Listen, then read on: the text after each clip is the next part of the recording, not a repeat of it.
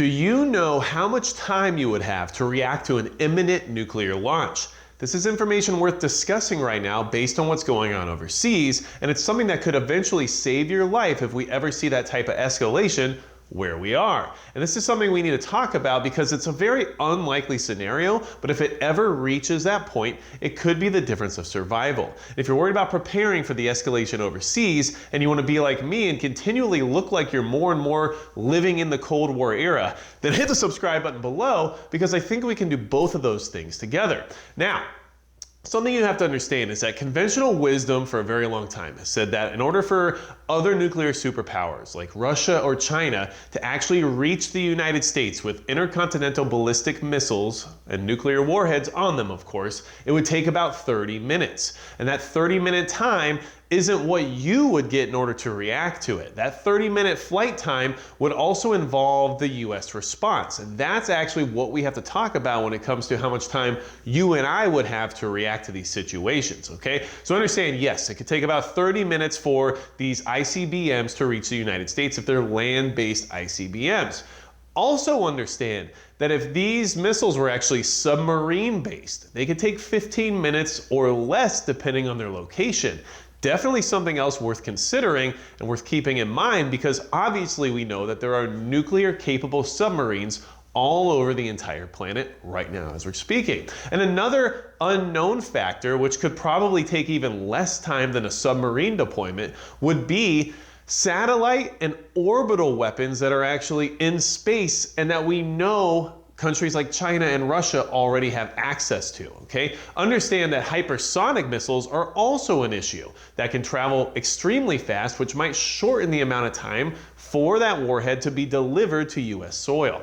Now, some of the more advanced missile systems that China's been touting lately can actually go up into space and maintain orbit indefinitely until they're called upon. So these times are loose in the sense of the less time you have, the better you can prepare for it. AKA, yes, we might say you have a certain amount of time, but you should do everything as fast as humanly possible based on these unknown effects, okay? So, our country right now basically sits at what's called a hair trigger alert. Now that's something that they've tried to de-escalate over the years, saying that it was a dangerous concept for us to be on a hair trigger alert system. But if you think with all the things going on right now, that system is not back in place, well, I think you'd be being very naive. Lots of things are happening right now, and I'm sure that all of our defenses are on high alert. So that being said, this hair trigger alert system could basically get missiles ready to go and out of the ground or out of their silos within 5 minutes or less. So in the sense of a counterattack, if satellites and radar show that foreign ICBMs or missiles from wherever, aka space or underwater, are on their way, in 5 minutes or less, we can deploy ours as a countermeasure. Now, or a counterattack. That being said, okay, that might be you and I's best warning, is that mass launch of missile systems occurring throughout the country. We need to be able to communicate and talk to each other about these things occurring because at the end of the day, our ability to warn civilians about what's happening isn't necessarily rock solid, okay? So FEMA is in charge of alerting states of inbound missiles and their potential targets. But that also means that FEMA then tells those states and the authorities within about this information, and then it's up to your state and your state's authority to then tell you about this information. So understand how long this whole process would actually take if missiles are already in the air and on their way. That 30 minutes starts to get much more short than it sounds. Not to mention if they're coming from anywhere else besides land-based ICBMs. And with FEMA and their track record of efficiency, I'm not really going to put a lot of faith in that whole system. So you and I's best warning might be someone like myself who lives in missile silo territory to let you all know, hey, missiles are going up in the air, go now. And if I have a chance, I'll try my best to broadcast that, but no promises, let's be honest, okay? So, we got to do what we can though, okay? We got to take care of each other. Now, here's how the timing might work. And this is something you can at least keep in mind and mentally prepare for if this situation ever occurs, okay? And then we'll talk about some solutions as well. So if a launch on a counterattack is based on the foreign launch occurring, and the counterattack takes 5 minutes or so in order to go up, then you can basically subtract 5 minutes from any of the times that we previously discussed, and that might be close to your possible reaction time, right? So if it takes 30 minutes for an ICBM to reach us from Russia or China, which obviously if you're in somewhere like Alaska, it could be a lot shorter than that, but we're just talking about central mainland United States, okay?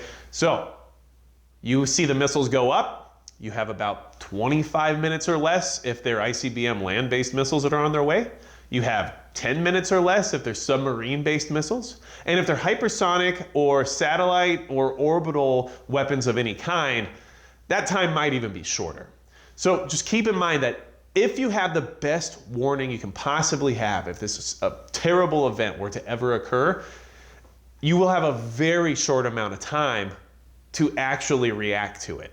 This is not something you're going to have a decent heads up on. There's not going to be the emergency broadcast system going out to tell everybody what's happening right this second and to take cover. We'd be lucky if that happens, but I really doubt it will. Like I said, FEMA is supposed to tell your state, hey, it's happening and it's going to hit here, so make sure you tell your constituents, have a good time. I don't trust that at all. We have to stay in communication and try to tell each other if we see any of this activity occurring.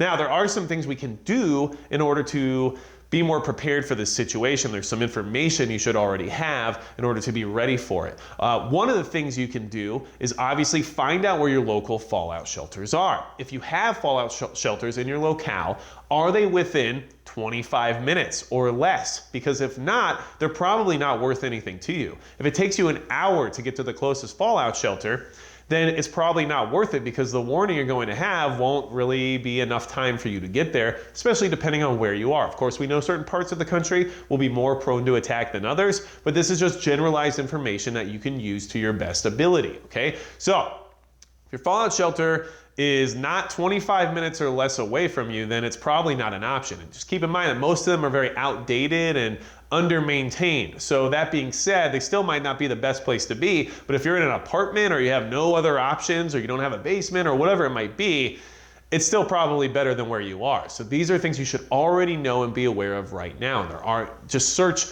local fallout shelters on the internet and you'll be able to find information about what's close to you.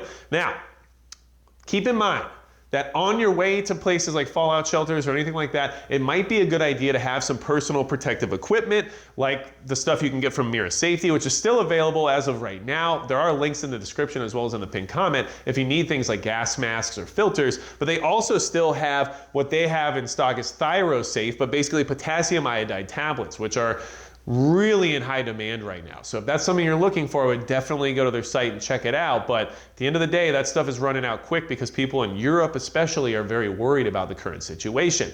Having some of this equipment, especially like a hazmat suit and everything else related to sealing yourself off, might help you if you are on your way to a fallout shelter and things go south before you get there. It might help you get a little bit further or navigate your way through the aftermath, whatever it might be, it could be worth having in that scenario. So this is definitely stuff I'd be grabbing on my way out the door if that was something we decided we had to do. Now, keep in mind that that's all fine and dandy, but things like gas masks, they don't protect you from gamma radiation. They can protect you from alpha and beta. The main goal here is to eliminate contaminated particles in the air from getting into your lungs, which inside of your body, your organs seem to have a much harder time dealing with radioactivity than the outside of your skin, let's just say. So the main benefits there aren't necessarily going to protect you fully, it's just that it's going to give you that extra layer of protection on your insides from those contaminated particles. Just keep that in mind. I'm just trying to throw out some generalized information there for you to understand. Now, the other thing that you can do in preparation for this whole situation, if it was to ever occur, and if you're not close enough to a fallout shelter, or if you don't want to deal with the general mass public during a nuclear event, which I could totally understand, there are some things to keep in mind when it comes to how you should shelter from said attack, because we're talking about being attacked here. This isn't just like an accident. We're talking about a nuclear attack and how much time you have to react to it. These are all things you need to put into place ahead of time before something happens, or else you won't have time for them. Now, you need to understand just how much shielding you would need against anything nuclear in order to survive it and possibly live past your, period of decay when it comes to radioactivity. And when I say that, what I mean is the more exposure you have, the shorter you're going to live. So Here's some numbers you just need on basic shielding to understand where you should hide, either in your home or hopefully have a bunker, because I don't, but I would love to have one, or whatever else you have access to, okay? You need at least 4 inches of lead to be like at the best level of protection you can get to. Obviously the more the better, but this gets you to that acceptable point of being protected, okay? So 4 inches of lead, 24 inches of concrete, 29 inches of sand, 36 inches of condensed packed soil or earth, 72 inches of water, or 110 inches of wood. Pretty sure your stick-built house has nowhere near 110 inch thick wood walls anywhere in it. So these are all numbers that you should definitely have. I'll put them in the description as well as in the pinned comment too, just so you have access to that information. It's relatively easy to find on the internet, but it's still good things to keep in mind, because this might be another reason why you either need to go to a fallout shelter or something you need to start working on now while we still have time and while we're able to. Look, you will not have a lot of time to react to a nuclear attack. You just won't. And we might be the best resource for each other when it comes to alerting everybody of an imminent attack. I might see missiles go up in my area, and it might be my duty to say, hey guys, this is happening and good luck, right? But at the end of the day, who knows what kind of disruptions there would be during that time or whatever else could be happening. So don't count on that. But what I'm trying to say is that seeing those missiles go up or seeing activity might be our best warning, because relying on FEMA to tell your local state governments to tell you about what's happening, and hopefully that not taking so much time that you don't get the message in time, is unreliable. That whole thing is just going to be very unreliable, at least in my opinion. So we don't have much time. If you see missiles go up, 25 minutes or less, that's the amount of time we have to react to it. Do your research now, have things in place now, and do what you got to do in regards to being prepared for it. And at the end of the day, this whole event is very unlikely. Very unlikely. But I don't prepare for the unlikely to never occur. I prepare for everything, regardless of its likelihood, because that makes you the most well-rounded you can be in your preparedness. Yes, it is something that we would never want to see happen.